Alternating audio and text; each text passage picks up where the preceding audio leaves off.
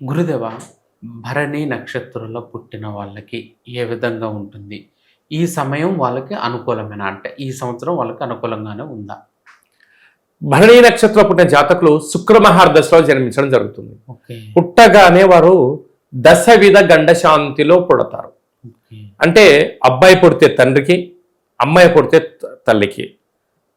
తల్లి, తండ్రి, మేనత్త, మేనమామ, సంపద, కీర్తి, ప్రతిష్ట, యోగము, మరణము, దోషము అనేటువంటి 10 రకాల దోషంతో పుడతారు. ఓకే. పుట్టడమే వాళ్ళు శుక్ర మహార్దశలో పుట్టడం వలన ఆ 21 రోజు శాంతి చేసిన తర్వాత వారు పెరిగే కొద్దీ ఆ కుటుంబము అద్భుతమైన వృద్ధిలోకి వస్తుంది.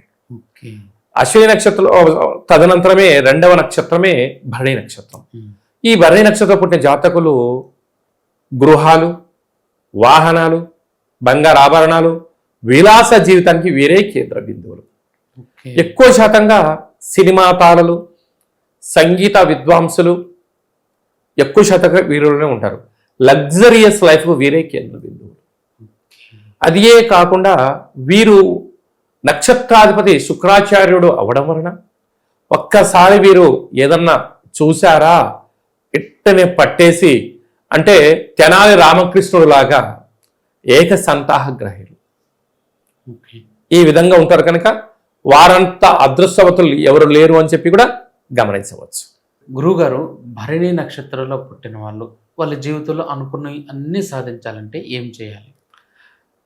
అన్ని సాధించాలి అన్నట్లయితే సంపూర్ణంగా వారు ఏం చేయగలగాలంటే ఈ యొక్క భరణి నక్షత్రం యొక్క ఛాయాచిత్రాన్ని ఇంట్లో ఉంచుకొని ప్రతిరోజు సూర్య నమస్కార తదనంతరము ఈ యొక్క భరణి నక్షత్ర దేవతకు దండం పెట్టుకొని 20 సార్లు ఈ యొక్క మంత్రాన్ని ఉచ్చరింపచేసి దండం పెట్టుకొని వారి ప్రయాణాన్ని ప్రారంభించగలిగినట్లయితే భూమి వ్యాపారం చేసిన, స్వర్ణకారిత వ్యాపారం చేసిన, గృహ భవన నిర్మాణ కార్యక్రమాలు చేసేవారైనా, విమాన ప్రయాణాలు చేయాలనుకున్న వారందరూ, అంటే లగ్జరియస్ లైఫ్, టీవీ ఛానళ్ళు, సినిమాలు, అనేక అత్తరు, సెంటు, పన్నీరు, సుగంధ పరిమళ ద్రవ్యాలు, కిరాణా షాపులు, వారందరూ కూడా వీరు పని చేయరు, చేయిస్తూ ఉంటారు.